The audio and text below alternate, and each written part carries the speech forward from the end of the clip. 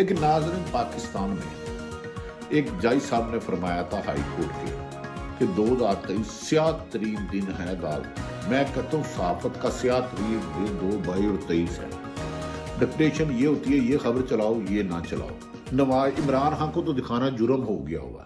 आपको पता है नाज़रीन, नेशनल मीडिया पे इमरान खान की तस्वीर हम नहीं दिखा सकता, कोई आवाज़ नहीं दिखा सकता, साउंड नहीं दिखा सकता, उनके मेहमान नहीं बुला सकते, और हमें ऐसे सलूक किया जाता है जैसे खुदा ना खास्ता हम इस मुल्क से इश्क नहीं करते। साकत भी कंट्रोल कर ली और इमरान खान की पूरी सियासत, जमात की अक्सरियत या जेलों में या लापता या घरों में छापे मारे हैं, वो आते हैं तो पकड़ जाएंगे। तो पूछने वाला है, हाई कोर्ट के जज ने इमरान खान की पार्टी तहरीक इंसाफ की 20 जमानतें हो तो 21वें केस में पकड़ लेते हैं, 10 जमानतें हो तो 11वें केस में पकड़ लेते हैं, 15 केस पर जमानतें हो तो 16वें में करते हैं। ऐसा लगता है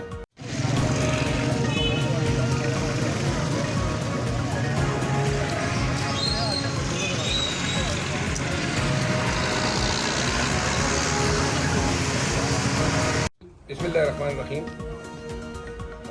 आज मेरे साथ बलूचिस्तान की पाकिस्तान तहरीक इंसाफ की क़यादत मेरे साथ मौजूद है इस्लामाबाद में। सैयद दूर अब्बास है, हमारे साबिक़ गवर्नर रहे बलूचिस्तान के।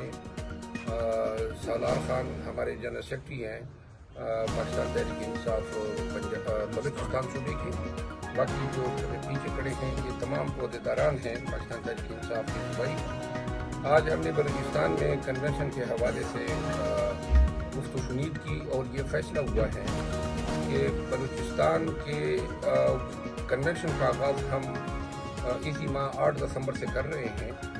और पहला कन्वेंशन जो है वो हरनाई के ज़िले में हो रहा है, दूसरा पशीन में अगले दिन, तीसरा जोब में जो है वो कन्वेंशन का इनेकाद होगा। और इनके तमाम इंतजाम जो पीटीआई बलूचिस्तान है वो करेंगे और मुतल्लिका अफला के अहदेदारान जो सूबाई हमारी जिम्मेदारान हैं उनको एतमाद मिली है, उनके कंसेंट से आज ये प्रोग्राम हम अनाउंस कर रहे हैं।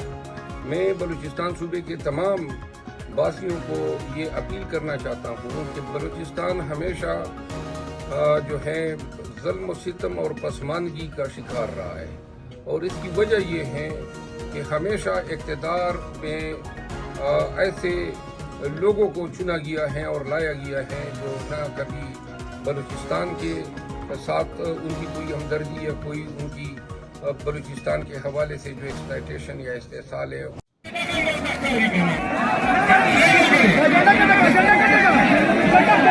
Come